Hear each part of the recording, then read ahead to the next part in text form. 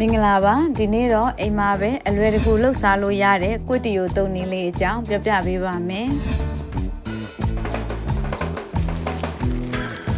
အရင်ဆုံးကြက်ပြုတ်ရည်ပြုလုပ်ဖို့အတွက်ကြက်သွန်ဖြူမုံလာဥဖြူနဲ့ကြက်ပေါင်တို့ကိုပြုတ်ပေးပါမယ်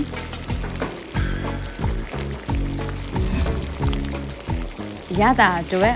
ဘဲငံပြားရည်အနောက်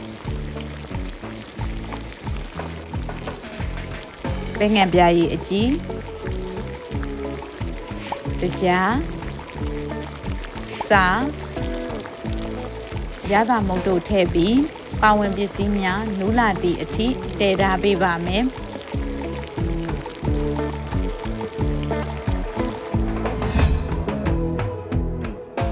အနှစ်ပြုလုပ်ဖို့အတွက်ချက်ပြုတ်ရည်တွေကိုဘဲငံပြားရည်အကြီး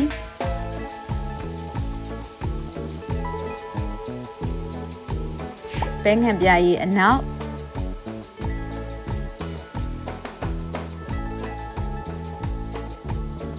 ရှာလကာရည်ခယူစီ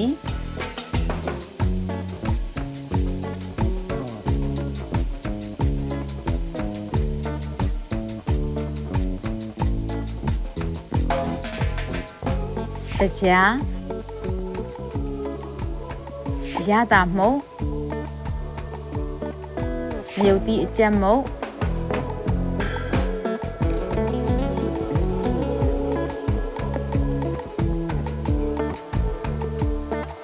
စီနဲ့ခရမ်းကျင်သည့်စော်တို့ကိုထည့်ပြီးမီအေးအေးနဲ့ခဏတည်ထားပေးပါမယ်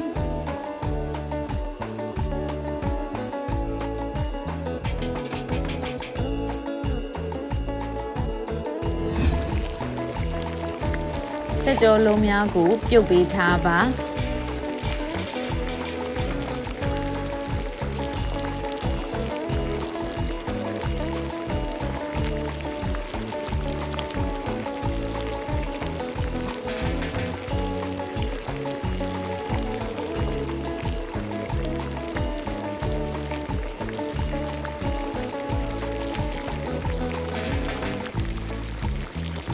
ဝါဥကြဆန်ကိုလည်းနူးအောင်ပြုတ်ထားပါမယ်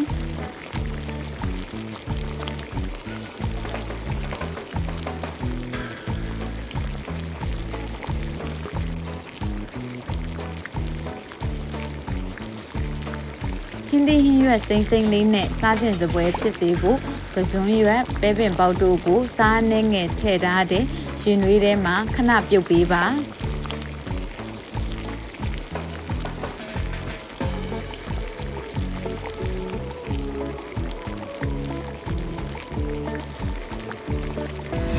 အလုံးစင်သစ်ဖြစ်ပြီဆိုရင်ဝါဥကြဆန်ပြုတ်လုပ်ထားတဲ့အနှစ်ကြက်ကြောလုံးကြက်ပြုတ်ရည်နဲ့ကစွန်းရွက်ပဲပင်မောက်တို့ကိုထည့်ပြီးအရသာနှံ့ဆက်သွားအောင်တမအောင်မှွေပေးလိုက်ပါ